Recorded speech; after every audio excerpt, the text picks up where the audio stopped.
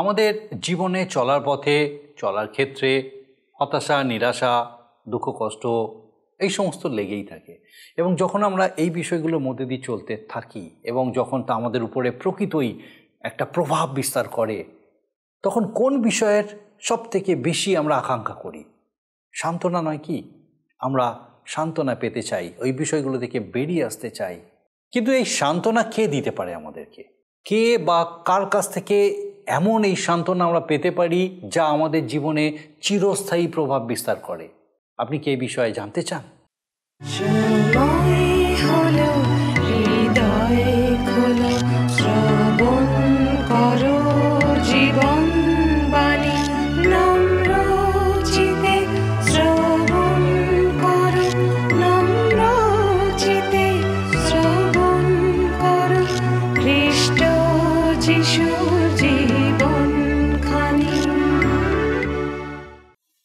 নমস্কার, প্রভু যীশু খ্রিস্টের মধুর নামে জীবনবাণী অনুষ্ঠানে আপনাকে স্বাগত জানাই।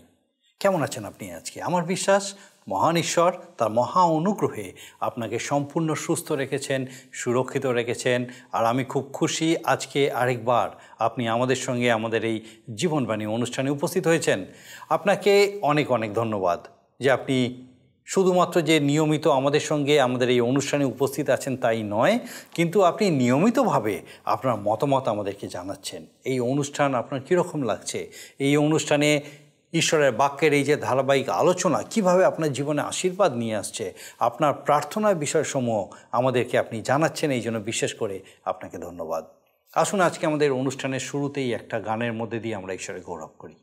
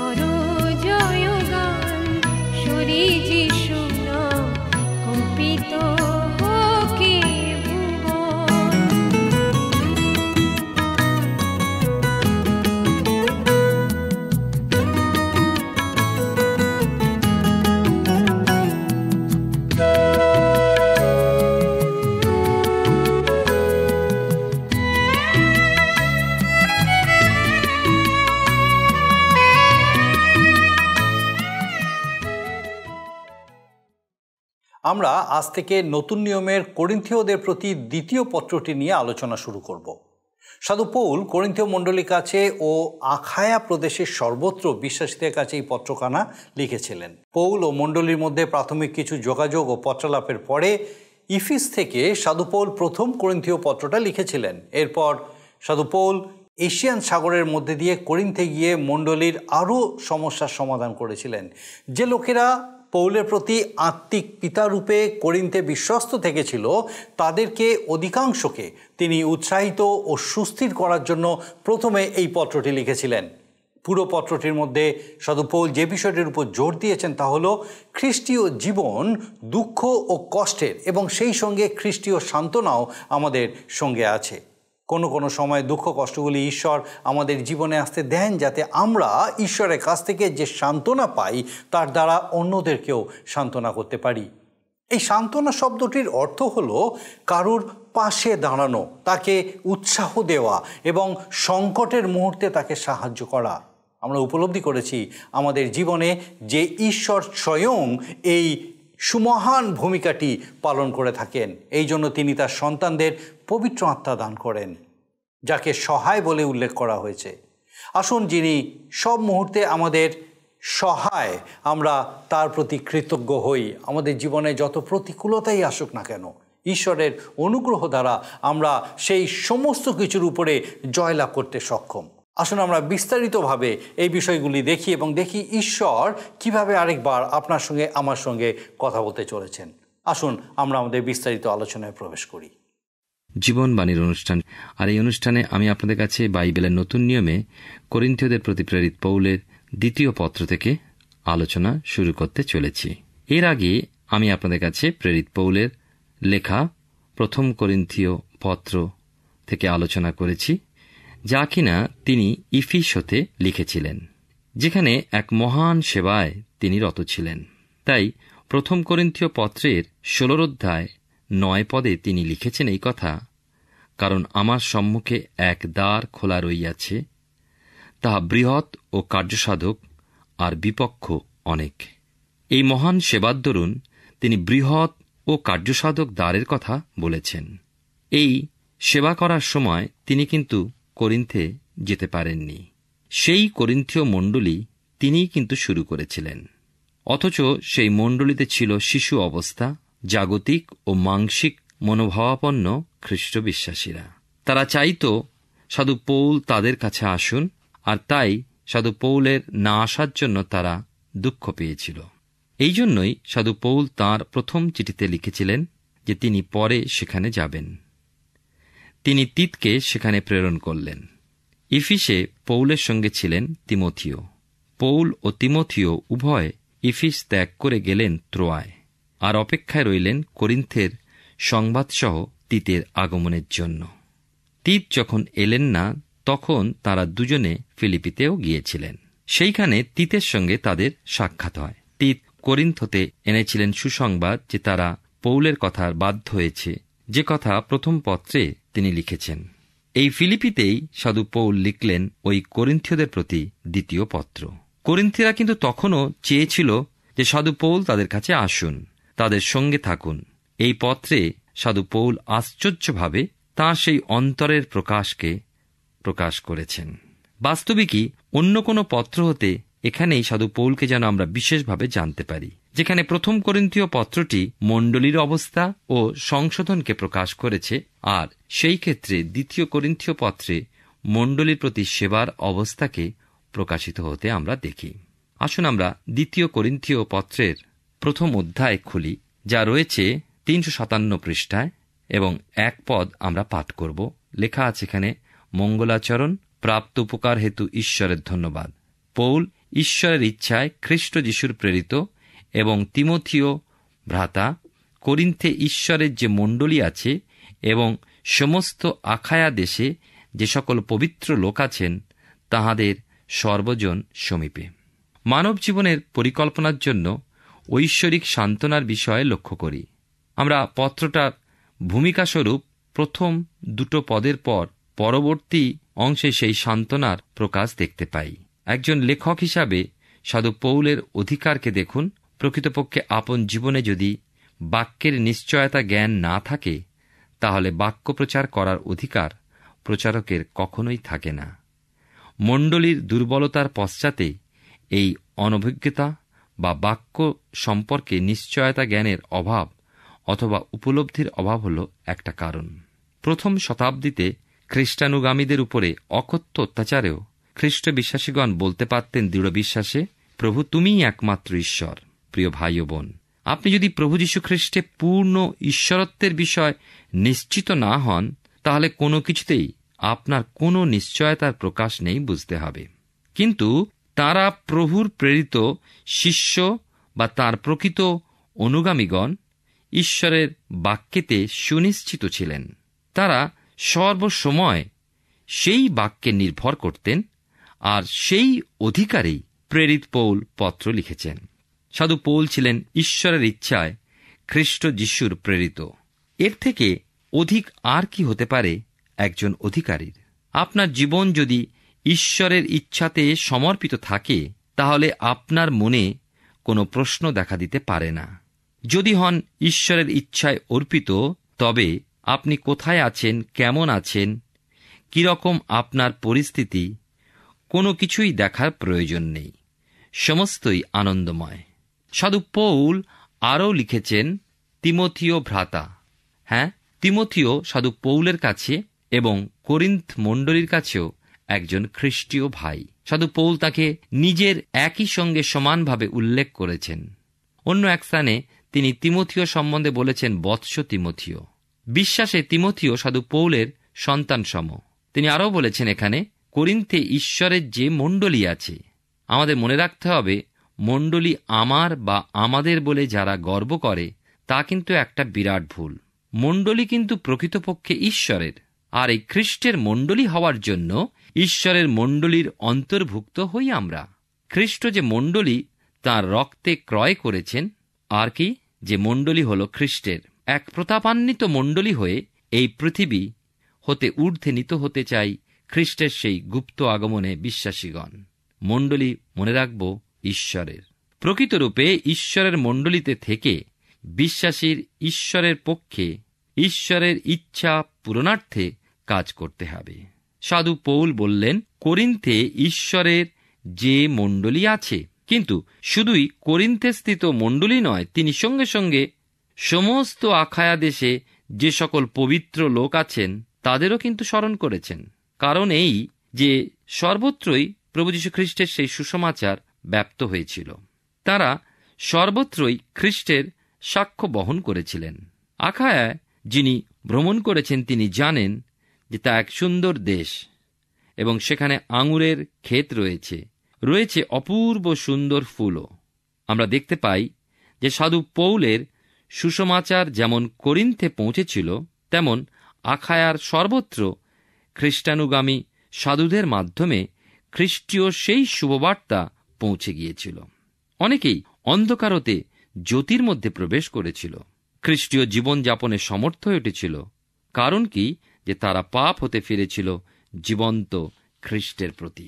এবারে আমরা আসব 2 করিন্থীয় তার 1 অধ্যায় 2-4 পদ। এখানে লেখা আছে, আমাদের পিতা ঈশ্বর এবং প্রভু যীশু খ্রিস্ট হইতে অনুগ্রহ শান্তি তোমাদের প্রতি বর্তুক। ধন্য আমাদের প্রভু যীশু খ্রিস্টের ঈশ্বর ও পিতা, তিনি করুণা সমষ্টির পিতা এবং সমস্ত সান্ত্বনার ঈশ্বর।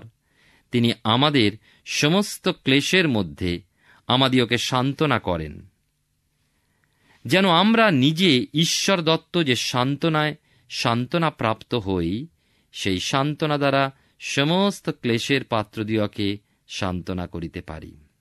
দেখুন, পিতা ঈশ্বর ও প্রভু যীশু খ্রিস্টের অপার করুণা ও শান্তি তাঁর বিশ্বাসীদের প্রতি বর্ষিত হোক। সাধু পৌল তা জানালেন। তিনি লিখেছেন, ধন্য আমাদের প্রভু যীশু খ্রিস্টের ঈশ্বর ও পিতা, অর্থাৎ ঈশ্বরের প্রশংসা হোক। দাউদ প্রশংসা করছেন, আমি সর্বসময় সদাপ্রভুর ধন্যবাদ করিব, তাঁহার প্রশংসা নিরন্তর আমার মুখে থাকিবে। যে ব্যক্তি স্তবের বলি উৎসর্গ করে, সেই আমার গৌরব করে। সতত ঈশ্বরের গৌরব করা প্রয়োজন। ঈশ্বর হলেন আমাদের পিতা ঈশ্বর। ত্রিত্বের মধ্যে এই তাঁর পদ। ঈশ্বর জগৎকে এমন প্রেম করলেন যে আপনার একজাত পুত্রকে দান করলেন, যেন যে কেউ তাতে বিশ্বাস করে সে বিনষ্ট না হয়, কিন্তু অনন্ত জীবন পায়। এই জগতের মাংসিক জন্মলাভের মাধ্যমে প্রভু যীশু একজাত নন, অথচ তিনি একজাত। এর অর্থ কি? এর অর্থ হল প্রভু যীশু অদ্বিতীয়, এক স্থান ও পদপ্রাপ্ত। তিনি ঈশ্বরের একমাত্র অনন্তকালীন পুত্র এবং পিতা ঈশ্বর অনন্তকালীন পিতা। উভয় ত্রিত্বের অন্তর্ভুক্ত স্থান ও মান, উভয়েরই নিত্যজীবী। সাধু পৌল বলছেন, ঈশ্বর হলেন করুণা সমষ্টির পিতা, অর্থাৎ ঈশ্বর হলেন প্রেম। কিন্তু তিনি তাঁর প্রেমে আমাদের উদ্ধার বা পরিত্রাণ করেননি। পবিত্র বাইবেল শাস্ত্র বলে, আমরা তাঁর অনুগ্রহে পরিত্রাণ লাভ করেছি। যেহেতু তিনি করুণা সমষ্টির পিতা, অপার তাঁর এই করুণা। ঈশ্বর পিতা মানুষকে এত প্রেম করলেন যে তিনি আমাদের জন্য একজন ত্রাণকর্তাকে বা মুক্তিদাতাকে প্রেরণ করলেন। আর কোনো উপায় তাঁর ছিল না এই পরিত্রাণের বা মুক্তিদানের জন্য। আজ আমরা যা আছি শুধুমাত্র তাঁর অনুগ্রহেই। তিনি যে কৃপাবান ও দয়াতে মহান। আপনার কোনো সাহায্য, কোনো অনুগ্রহের প্রয়োজন হলে আসুন প্রভু যীশুর কাছে। হ্যাঁ, শুধু অনুগ্রহের প্রয়োজন। মনে রাখবেন, আমাদের আছে এমন কিছু আমরা লাভ করি না, আমাদের কিছুই নেই। যা কিছু পেয়েছি সমস্তই ঈশ্বরের অনুগ্রহ। আরও একটা বিষয় সাধু পৌল উল্লেখ করেছেন, শুধু করুণার ঈশ্বরই নন, তিনি সান্ত্বনারও ঈশ্বর। প্রিয় শ্রোতা বন্ধু, প্রিয় ভাই ও বোন, আপনার জীবনে চরম সংকটময় অবস্থায় তাঁর সান্নিধ্য ও সান্ত্বনাকে আস্বাদন করুন। ক্লেশ, পরীক্ষা, সংকট যেন মানুষের জীবনে এক অম্ল স্বাদ এনে দেয়, কিন্তু তার মাঝে আপনি, আমি বা যে কোনো মানুষ যদি বিশ্বাস সহ তাঁর শরণ নিই, সেক্ষেত্রে তাঁর মিষ্টতা, তাঁর সেই পরম সান্ত্বনা নিশ্চয়ই পাই। তিনি বাস্তবিকই সান্ত্বনার ঈশ্বর। এমনকি আপনার আমার যে কারো জীবনে, অথবা হাসপাতালে শয্যাশায়ী অবস্থায়, অথবা জেলের মধ্যে যন্ত্রণায় রত অবস্থায়, তাঁর প্রদত্ত সান্ত্বনা বিশ্বাস দ্বারা আমরা প্রাপ্ত হই। যদি আপনি ভয়ানক কোনো রোগ, এইডস ইত্যাদিতে আক্রান্ত, সেখানেও আপনি তাঁর কাছ থেকেই সান্ত্বনা পেতে পারেন। বাইবেলের নতুন নিয়মে যোহন লিখিত সুসমাচারে পাই, তার 14 অধ্যায় 18 পদে প্রভু যীশু তাঁর নিতান্তই আপনার জনকে, তাঁতে বিশ্বাসকারীকে এই কথা বলেছেন, আমি তোমাদিওকে অনাথ রাখিয়া যাইব না, আমি তোমাদের নিকটে আসিতেছি। আবার 16 অধ্যায় 7 পদে আরও বলেছেন, আমার যাওয়া তোমাদের পক্ষে ভালো, কারণ আমি না গেলে সেই সহায় তোমাদের নিকটে আসিবেন না। কিন্তু আমি যদি যাই, তবে তোমাদের নিকটে তাহাকে পাঠাইয়া দিব। একজন পীড়িতকে শুধুমাত্র একটা চুম্বন দিয়ে তাঁর সান্ত্বনাকারী হওয়া যায় না। সান্ত্বনাকারীকে একজন সহায়ক হিসাবে দেখা যাবে। সান্ত্বনাকারীর মধ্যে বল প্রদানের ও পক্ষে ন্যায়বাদী হিসাবে কার্য করার স্বভাব থাকে। দুস্থ ও ভীত একাকী অবস্থায় সান্ত্বনাকারী তার সান্নিধ্যদান একাকিত্ব দূর করে, শান্তি ও অভয় প্রদান করেন। সান্ত্বনার ঈশ্বর তাই মানুষের প্রতি শুনতে চান, শোনো হে সদাপ্রভু, আমাকে কৃপা করো, সদাপ্রভু আমার সহায় হও। রাজা দাউদের ছিল এই প্রার্থনা। আমাদের ঈশ্বর সত্যি করুণা সমষ্টির পিতা ও সান্ত্বনার ঈশ্বর। সমস্যা সংকুল জীবনে সাধু পৌল নিজে সেই ঐশ্বরিক অনুগ্রহ, করুণা, সান্ত্বনা পেয়েছিলেন। আমরা আমাদের জীবনে একাকিত্ব ও সমস্ত পরিস্থিতিতে যেন ঈশ্বরের সেই জীবন্ত উপস্থিতিতে সুনিশ্চিত থাকি। প্রভু এই আগ্রহ করেন। এ কোনো তত্ত্বকথা নয়, এ হল নিজের উপলব্ধি। খ্রিস্টীয় বিশ্বাস হল পূর্ণ উপলব্ধির বিষয়। প্রিয় শ্রোতা বন্ধু, এখন আসুন আমরা পাঠ করব 2 করিন্থীয় তার 1 অধ্যায় 5 থেকে 7 পদ। লেখা আছে, কেননা খ্রিস্টের দুঃখভোগ যেমন আমাদের প্রতি উপচিয়া পড়ে, তেমনি খ্রিস্ট দ্বারা আমাদের সান্ত্বনা উপচিয়া পড়ে। আর আমরা যদি ক্লেশ পাই, তবে তাহা তোমাদের সান্ত্বনার ও পরিত্রাণের নিমিত্ত, অথবা যদি সান্ত্বনা পাই, তবে তাহা তোমাদের সান্ত্বনার নিমিত্ত। সেই সান্ত্বনা সেই একই প্রকার ধৈর্যযুক্ত দুঃখভোগের কার্য সাধন করিতেছে, যে প্রকার দুঃখ আমরাও ভোগ করিতেছি। আর তোমাদের বিষয় আমাদের প্রত্যাশা দৃঢ়, কেননা আমরা জানি তোমরা যেমন দুঃখভোগের তেমনি সান্ত্বনারও সহভাগী। প্রেরিত পৌল তাঁর জীবনের সেই উপলব্ধি বর্ণনা করতে চলেছেন। তিনি বলেন, খ্রিস্টের উদ্দেশ্যে যতই ক্লেশ ভোগ স্বীকার করি, ততই তিনি আমাদের উৎসাহ ও সান্ত্বনা দিয়ে যান। কেন ঈশ্বর আমাদের জীবনে দুঃখ কষ্ট অনুমোদন করেন? তা নিশ্চয়ই আমাদের পরিপক্ক হয়ে গেঁথে ওঠার জন্য। অপরের দুঃখ কষ্টের মধ্যে আমরা সান্ত্বনা প্রদান করতে পারি।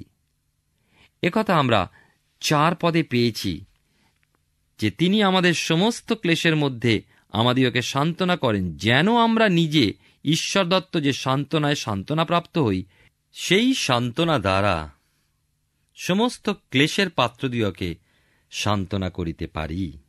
তাহলে আমরা পরিষ্কার এখানে দেখতে পাচ্ছি যে ঈশ্বর হতে সান্ত্বনা পাই এবং সেই ক্লেশ সহ্যের মাধ্যমে প্রাপ্ত সান্ত্বনা দ্বারা ক্লেশের পাত্রদেরও আমরা সান্ত্বনা প্রদান করতে পারি। সাধু পৌল এই কথা বুঝিয়েছেন যে ঈশ্বর ভক্তগণের জীবন আমরা উপলব্ধি করি ঈশ্বর দত্ত সান্ত্বনাকে তাদের মাধ্যমে, আর তখন আমরাও সে সমস্ত ক্লেশে ধৈর্য ধারণে ও সহ্য করতে সক্ষম হয়ে উঠব। বিশ্বাসীকে ঈশ্বর ক্লেশ ভোগ করতে দিয়েছেন। আমাদের স্মরণে রাখতে হবে যে ঈশ্বর আমাদের যা কিছু দিয়েছেন সে সমস্ত অপরের উপকার করণার্থে, কেননা সে সমস্ত ঈশ্বরের অনুগ্রহের দান। হ্যাঁ প্রিয় ভাই ও বোন, প্রিয় শ্রোতা বন্ধু, তার সঙ্গে রয়েছে ক্লেশ সমস্যাও। আপনার ও আমার জন্য তিনি তা অনুমোদন করেন, যেন তার মধ্যে দিয়ে শুধু আমাদের ব্যক্তিগত লাভ নয়, অর্থাৎ ব্যক্তিগতভাবে খ্রিস্টেতে আমরা যে বৃদ্ধি লাভ করি সেখানেই শেষ নয়, কিন্তু সেই বৃদ্ধির মাধ্যমে আমরাও যেন অপরকে গড়ে তুলতে পারি, যেন অনেককে খ্রিস্টের জন্য জয় লাভ করতে পারি। 2 করিন্থীয় তার 1 অধ্যায় 8 থেকে 11 পদে এই কথা লেখা আছে, কারণ হে ভাতৃগণ, এশিয়ায় আমাদের যে ক্লেশ ঘটিয়াছিল, তোমরা যে সে বিষয়ে অজ্ঞাত থাকো, ইহা আমাদের ইচ্ছা নয়। ফলত আত্যন্তিক দুঃখ ভারে আমরা শক্তির অতিরিক্ত রূপে ভারগ্রস্ত হইয়া পড়িয়াছিলাম, এমনকি জীবনের আশাও ছাড়িয়া দিয়াছিলাম। বরং আমরা আপনাদের অন্তরে এই উত্তর পাইয়াছিলাম যে মৃত্যু আসিতেছে, যেন আপনাদের উপরে নির্ভর না দিয়া মৃতগণের উত্থাপনকারী ঈশ্বরের উপরে নির্ভর দিই।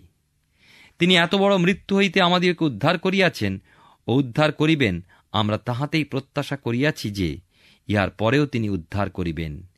ইহাতে তোমরাও বিনতি দ্বারা আমাদের পক্ষে সাহায্য করিতেছ, যেন অনেকের দ্বারা যে অনুগ্রহ দান আমাদিওকে দত্ত হইয়াছে, তন্নিমিত্ত অনেক মুখ হইতে আমাদের পক্ষে ধন্যবাদ প্রদান করা হয়।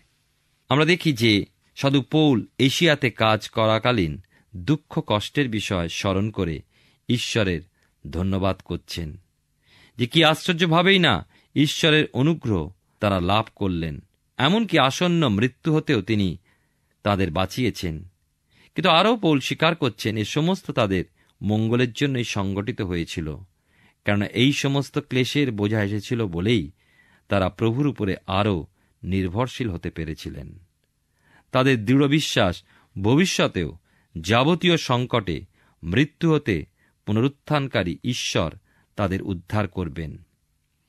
ঈশ্বরের পবিত্র ব্যক্তিগণের জন্য, তাঁর কার্যকারী পরিচারকদের জন্য খ্রিস্ট বিশ্বাসীগণের প্রার্থনা ও বিনতি বিশেষ কার্যসাধক।